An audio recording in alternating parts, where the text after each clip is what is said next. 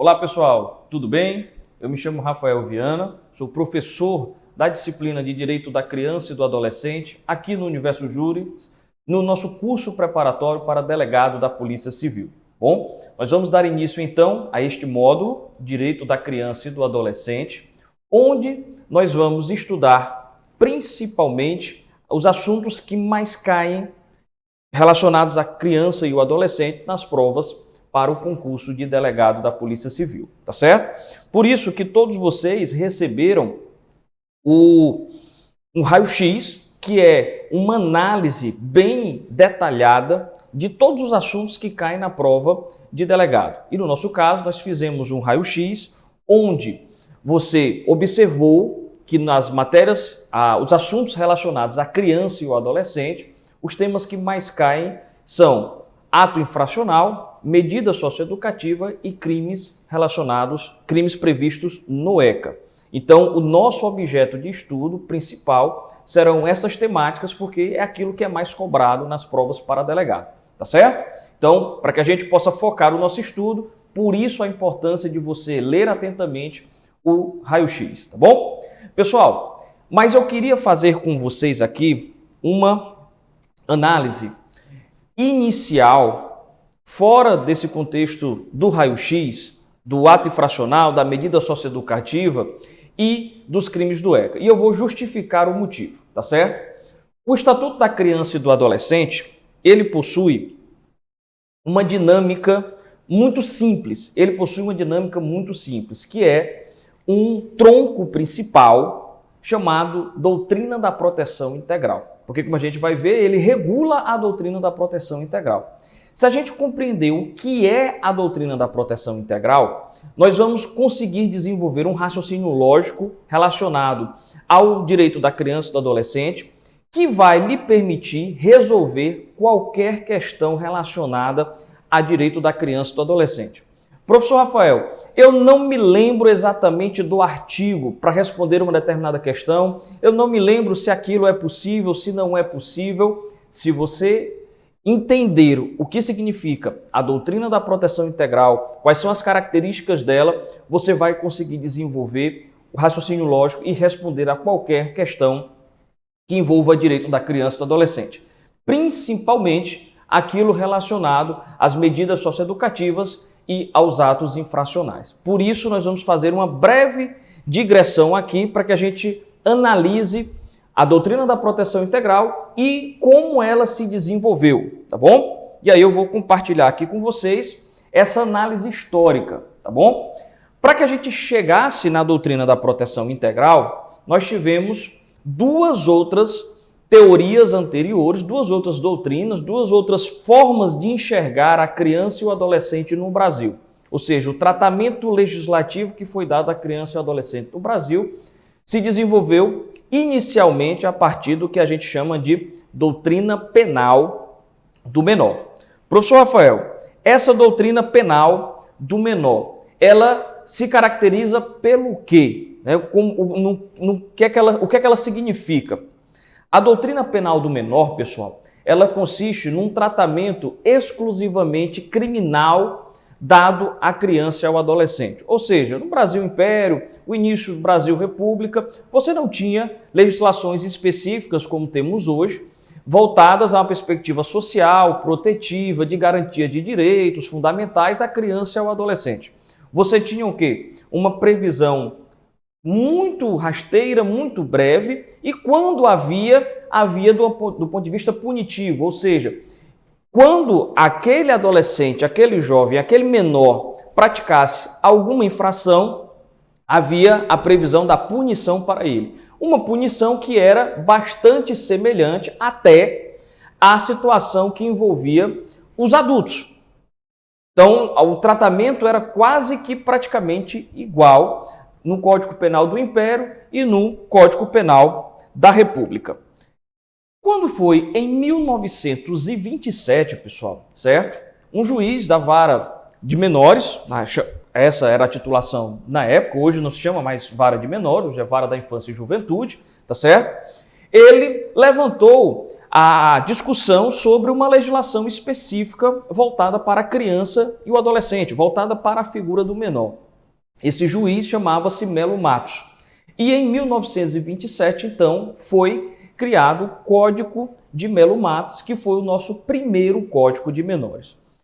Todavia, pessoal, embora o Código de Melo Matos ele fosse uma legislação que tratasse de forma específica, voltada para a figura do menor à época, ainda continha traços extremamente fortes da perspectiva punitiva, da perspectiva criminal voltada para a criança e o adolescente. Então, ainda estava dentro do que nós chamamos de doutrina penal do menor. Então, as três legislações iniciais, o Código Penal do Império, o Código Penal da República e até mesmo o Código de Melo Matos, de 27, se caracterizam por estarem pautadas nessa perspectiva da doutrina penal do menor. Tá certo? Vamos lá. O que é que acontece, então, dentro desse contexto histórico? Uma série de dinâmicas sociais, uma série de dinâmicas políticas dentro do nosso país, até que, em 1979, tá certo? Nós vamos ter um novo Código de Menores, certo? O Código de Menores de 1979, lá dentro do contexto ainda da ditadura militar, com uma institucionalização extremamente forte das medidas e ações voltadas para a figura do menor, tá certo? Mas por que essa institucionalização, professor Rafael? Por que essa presença, o que essa institucionalização significa? Uma presença maciça do Estado intervindo na figura do menor. Intervindo como? O Código de Menores de 79, pessoal, ele continha um artigo que ele dizia de forma muito clara a quem ele se direcionava. Este código se aplica ao menor abandonado, em situação de delinquência, ou seja, a situação de rua, ou seja, era um código que ainda não atendia às perspectivas que nós temos hoje. Era um código que ainda estava voltado a um perfil, a um grupo específico de menores, que seriam os menores em situação irregular, por isso esse nome. Em situação de rua, em situação de delinquência, por isso doutrina da situação irregular. Porque era um código que não estava voltado, era uma legislação que não estava direcionada a toda e qualquer criança e adolescente, a todo e qualquer menor, mas exclusivamente para o que o código chamou de situação irregular, por isso doutrina da situação irregular, tá certo? A perspectiva avança um pouco em relação ao código anterior, mas de forma real, de forma prática, é um avanço muito mínimo, até porque o aspecto intervencionista do Estado, através das Fundações Nacional do Bem-Estar do Menor, das fundações estaduais do Bem-Estar do Menor, elas se intensificam nesse período do Código de 27 ao Código de 79 e, posteriormente, de forma muito intensa, de forma muito clara. E isso é retratado em diversos contextos históricos, em diversos livros de história, filmes. Isso, em um outro momento, a gente pode conversar sobre isso para a gente não perder o nosso foco. Mas aí é importante você saber que tivemos inicialmente a doutrina penal do menor, posteriormente a doutrina da situação irregular, para então chegarmos no que a gente chama de doutrina da proteção integral, pessoal. Doutrina da proteção integral, tá bom? Como é que surge, professor Rafael, então, a doutrina da proteção integral? A doutrina da proteção integral, pessoal, ela é um reflexo, inicialmente, de dispositivos internacionais. Porque o que acontece? Em 1959, nós temos a Declaração Universal dos Direitos da Criança. Em 48, a Declaração Universal dos Direitos Humanos. E em 59, nós temos a Declaração Universal dos Direitos da Criança, que gera um efeito em determinados países do Ocidente na mudança de legislações voltadas à criança e ao adolescente. Todavia, no Brasil, esse efeito que começa a surgir, ele é interrompido por quê? Porque em 64 nós estamos diante da instauração da ditadura militar e aí veta-se essa influência externa da ONU em relação à Declaração Universal dos Direitos da Criança. Então, no Brasil, a gente não conseguiu avançar nesse contexto. Quando é que isso volta a influenciar a legislação, o legislador brasileiro? Com a redemocratização do país e então, em 88, a nossa Constituição insere lá no artigo 227 que a família, a sociedade, o Estado têm o dever com absoluta prioridade de garantir os direitos fundamentais, e aí ele elenca lá os direitos fundamentais, a vida e todos os demais, para a criança e o adolescente. Então, a Constituição insere no Brasil, a Constituição de 88, o que nós chamamos de doutrina da proteção integral. Todavia, é no Estatuto da Criança e do Adolescente, na Lei 8.069, onde nós vamos encontrar toda a regulamentação, toda a dinâmica que envolve a doutrina da proteção integral. Tanto é que o artigo 1º do ECA diz justamente isso. Esta lei trata da doutrina da proteção integral da criança e do adolescente, tá bom? Então, a partir da Lei 8.069 é que nós teremos esta regulamentação da doutrina da proteção integral, que é reflexo lá da Declaração Universal dos Direitos da Criança, da Convenção Internacional dos Direitos da Criança de 1989, ambas da ONU, tá bom? Mas ainda não compreendemos, ainda não chegamos a saber o que é essa proteção integral. Já sabemos que tivemos um período que envolveu a doutrina penal do menor, com aspecto punitivo, o foco era voltado na perspectiva criminal. Tivemos um período com o nosso segundo Código de Menores, que foi o de 79, com a doutrina da situação irregular, ou seja, um código voltado para um grupo de menores, aqueles que estavam em situação de rua, aqueles que estavam em situação de delinquência, por isso doutrina da situação irregular. E de repente, em 88 e em 90 com o ECA, nós temos a regulamentação do que se chamou de doutrina da proteção integral. E no que consiste então, professor Rafael, a doutrina da proteção integral? Vamos lá, meus amigos. Principais características da doutrina da proteção integral. É aqui, pessoal, que está a cereja do bolo. Porque se você compreender essa parte aqui, você vai ter capacidade de resolver qualquer questão relacionada a direito da criança e do adolescente, tá certo?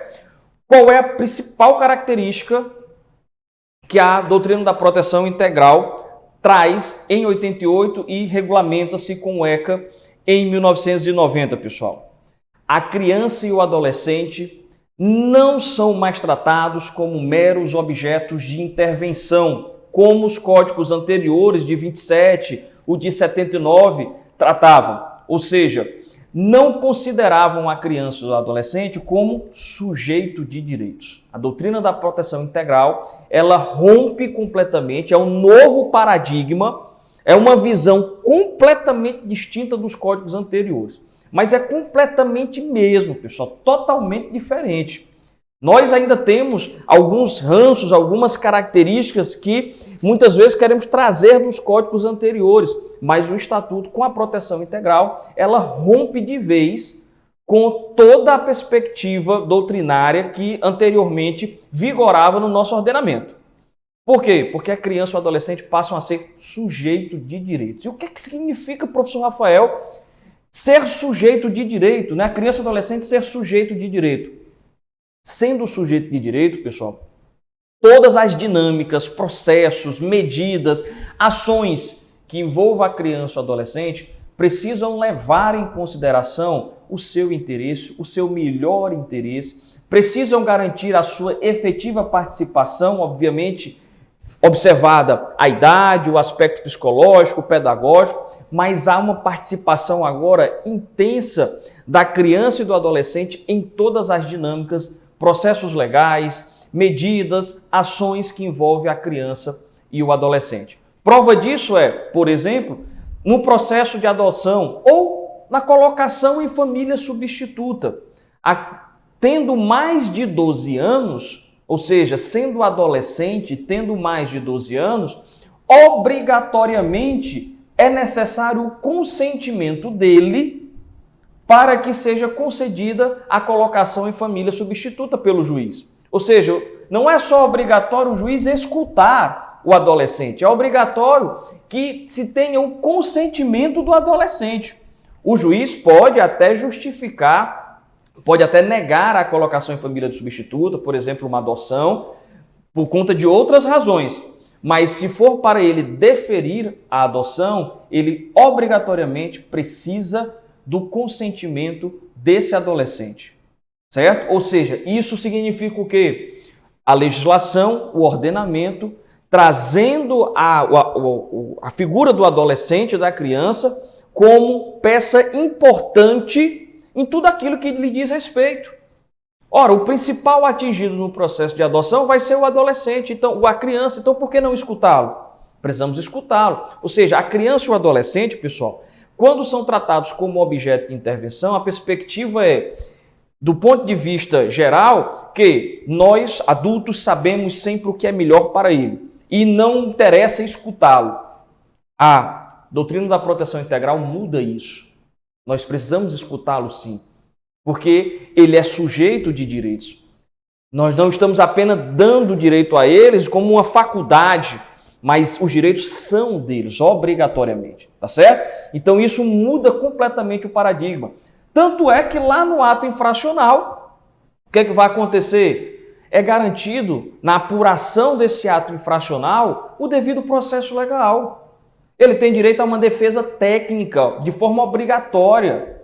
Ele não pode ser processado sem advogado, por exemplo, a gente vai ver quando trabalhar as etapas de apuração do ato infracional. Ou seja, ele tem a possibilidade de ser escutado dentro da ação socioeducativa que apura o ato infracional. Isso significa o quê? Tratar a criança e o adolescente como sujeito de direito. E aí, por que eu disse que isso é a cereja do bolo, pessoal? Veja só, se você sabe que a criança e o adolescente são sujeitos de direito, qualquer questão lá sobre ato infracional, sobre medida socioeducativa, sobre apuração do ato, qualquer questão que diga que o adolescente não vai poder ser escutado, que a medida vai ser tomada à revelia do adolescente, ela está errada. Por quê? Porque se for assim, nós estamos tratando ele como tratavam os códigos anteriores, como objetos de intervenção. E eles não são mais tratados assim. São o quê? Sujeitos de direito. Então, esse raciocínio você já grava aí, guarda ele, porque ele vai servir lá para o ato infracional, vai servir para as medidas socioeducativas. Tá certo? Aí veja só, outra característica, reconhecimento da condição especial de desenvolvimento. Isso quer dizer o quê, professor Rafael? Que o Estatuto da Criança e do Adolescente adotou agora de maneira objetiva um critério para definir quem é criança e quem é adolescente, tá certo? Existem, dentro das várias áreas de conhecimento, uma série de classificações. A pedagogia tem suas classificações, a psicologia tem suas classificações, as ciências sociais têm as suas classificações para definir quem é o jovem, quem é o menor, quem é o adolescente. Só que, juridicamente, o ECA adotou a seguinte perspectiva, levando em consideração a condição de desenvolvimento, a condição especial de desenvolvimento dessa figura da pessoa que tem menos de 18 anos. De 0 a 12 anos incompletos, eu tenho o quê? A criança. Entre 12 e 18, eu tenho o adolescente. Tá certo? E esse critério é importante para quê, professor Rafael? Porque se eu reconheço que ele está em condição especial de desenvolvimento, pessoal, eu tenho que adotar medidas diferentes para a criança e para o adolescente. As medidas não vão ser igual. E a gente vai ver isso de forma muito clara lá na hora do ato infracional. Por quê? Já adiantando aqui, no ato infracional, ele pode ser praticado tanto pela criança como pelo adolescente. Mas as consequências, a forma de responsabilizar essa criança e esse adolescente pela prática do ato infracional serão diferentes. E isso se justifica pelo quê? Doutrina da proteção integral, reconhecimento da condição especial de desenvolvimento. Eu não posso tratar, portanto, da mesma forma, a pessoa que tem 10 anos de idade, e praticou um ato infracional, e a pessoa que tem 16 anos de idade e praticou um ato infracional. Por quê? Porque eles estão em etapa de desenvolvimento especial e aí eu preciso saber as medidas que são pedagogicamente, psicologicamente adequadas a eles, certo? E você vai encontrar isso em todo o estatuto, não só para o ato infracional, mas em uma série de outras questões relacionadas à figura do menor, tá certo? Então, outra informação importante para que você guarde aí. Prioridade absoluta no atendimento. A criança e o adolescente têm prioridade absoluta no atendimento. Isso, a prioridade absoluta já está no texto constitucional, lá no artigo 227, e foi repetida aqui no Estatuto da Criança e do Adolescente. Então, as ações, as medidas públicas, as políticas públicas vão ter como prioridade a criança e o adolescente.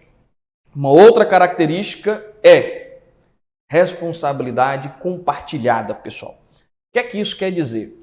Aqui nós temos um rompimento, de novo, com as medidas anteriores, com a proteção, com a doutrina penal do menor e a doutrina da situação irregular. Lembra que eu falei que na doutrina da situação irregular havia um aspecto intervencionista do Estado muito forte? O Estado tinha instituições onde ele prometia educar as crianças e os adolescentes, que na verdade não tinham nada de contexto educativo, funcionavam-se quase como pequenos presídios, ou seja, era uma perspectiva totalmente diferente, longe do que se prometia pedagogicamente e psicologicamente falando, tá certo? Aí o que é que acontece aqui com essa característica da doutrina da proteção integral? Lá no artigo constitucional tem, é dever de quem? Da família, da sociedade e do Estado, a garantia dos direitos da criança e do adolescente. No ECA, no Estatuto da Criança, vai ter o quê? Novamente, é dever da família, da sociedade e do Estado. Essa responsabilidade não é trazida mais exclusivamente ou, sobretudo, por meio do Estado. O próprio Estado agora, o legislador, reconhece que a família, a sociedade tem um papel fundamental, pessoal. Isso está no texto constitucional e está no Estatuto da Criança e do Adolescente. Isso começa onde, professor? Primeira demonstração de que houve o rompimento de um paradigma. Se no Código de 79 o Estado agia de maneira intensa, forte, aqui ele está demonstrando que ele já não vai agir mais da mesma maneira. Isso não quer dizer que ele vai cruzar os braços, isso não quer dizer que ele não vai fazer nada, que não tem investimento, que não tem política. Não, não é isso, certo? Mas veja como é sutil a diferença. E essa ordem que eu vou citar, ela não foi colocada à toa. Por que a família, nesse artigo da Constituição e do ECA, a família vem primeiro? Justamente para destacar esse rompimento com o código anterior. O centro aqui, o aspecto mais importante das medidas voltadas para a criança e o adolescente é o tratamento com a família. Por isso você vai entender que lá nas medidas socioeducativas, nós temos apenas uma medida socioeducativa que priva, de fato, a criança e o adolescente de forma mais intensa do convívio familiar, que é a internação. Porque todas as outras medidas, até mesmo a semi-liberdade, permite em um determinado momento o convívio familiar. Nós só vamos ter duas medidas, então, em meio fechado, que é a semi-liberdade e a internação, mas na semi-liberdade você ainda consegue ter esse convívio familiar. Todas as outras, prestação de serviço à comunidade, liberdade assistida, obrigação de reparar o dano, advertência, acontecem em meio aberto, ou seja, em conjunto com a família. Então, isso é uma característica, pessoal, que vai estar em todo o Estatuto da Criança e do Adolescente. Medidas, ações voltadas para a criança e o adolescente, sejam no sentido de direitos, sejam no sentido de deveres, de responsabilizações, mas sempre envolvendo quem?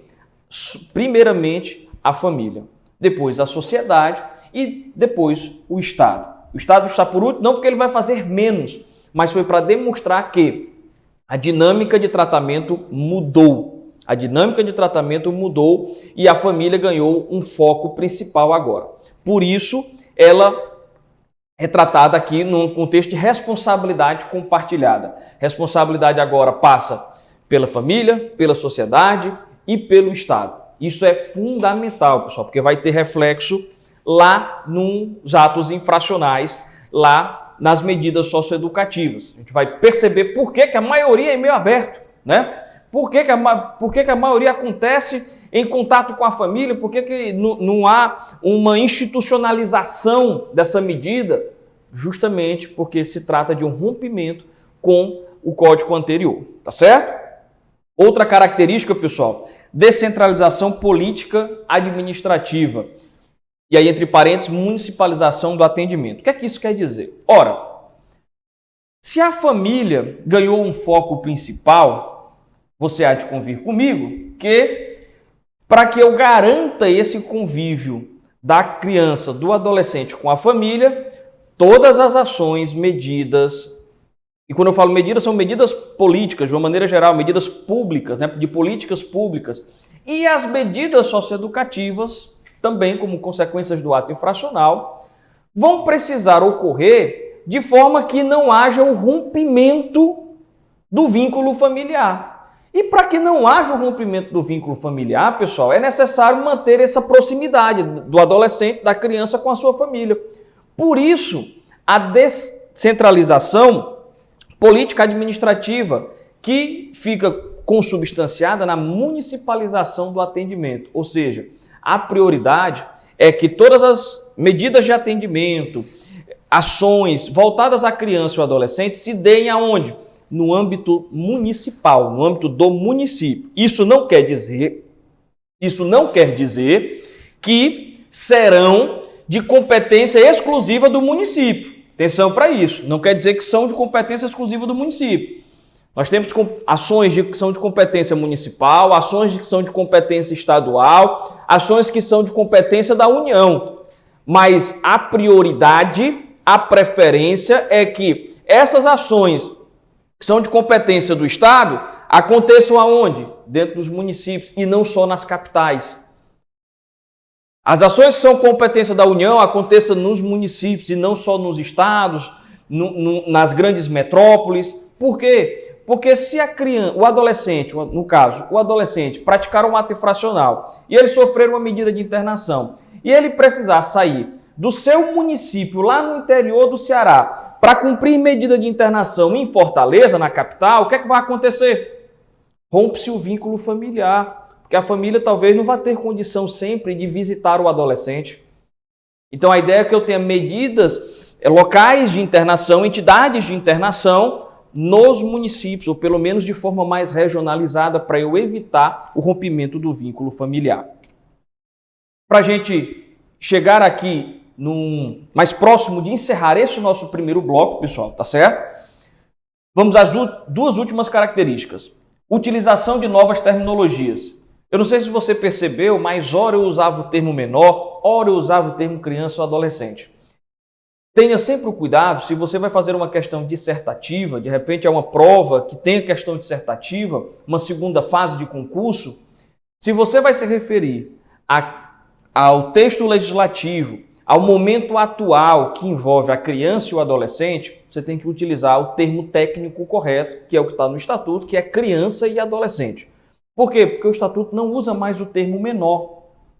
Você percebeu que não tem no Estatuto mais o termo menor? Mas por que, professor, que mudou algumas terminologias?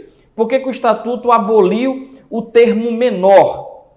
Porque as palavras carregam um sentido. E muitas vezes esses sentidos podem ser pejorativos. E o legislador, em 90, entendeu que, ao promulgar o ECA, o termo menor tinha uma carga pejorativa muito grande, porque ele sempre esteve ligado à situação daquele menor, daquela criança que estava em situação de rua, que cometia delitos, que cometia, no caso, atos infracionais. Então, havia uma carga pejorativa muito pesada na figura do menor. Então, em virtude disso, trocou-se a nomenclatura para criança e adolescente de maneira objetiva, levando em consideração a condição peculiar de desenvolvimento. Isso mudou também no próprio nome da legislação. Código de Menores de 27, Código de Menores de 79. Código nos lembra muito o Código Penal, uma perspectiva punitiva. Aqui já não é mais código, é o que? Estatuto, ou seja, um diploma legal voltado para a perspectiva que envolve garantia de direitos, com responsabilizações, mas garantias de direitos, tá certo? E para a gente fechar, pessoal, nós temos aqui o melhor interesse da criança e do adolescente, tá certo? Um princípio basilar da doutrina da proteção integral. Ou seja, é um princípio aqui, pessoal, interpretativo, tá certo? O princípio do melhor interesse da criança e do adolescente. Sempre o intérprete, o aplicador do direito, deve levar em consideração aquilo que for melhor para a criança e o adolescente ao aplicar o texto legal, tá certo? Quando a gente estiver estudando o ato infracional e medidas socioeducativas, a gente vai mencionar alguns exemplos nesse sentido. Meus caros, então nós encerramos o nosso primeiro bloco. Um forte abraço.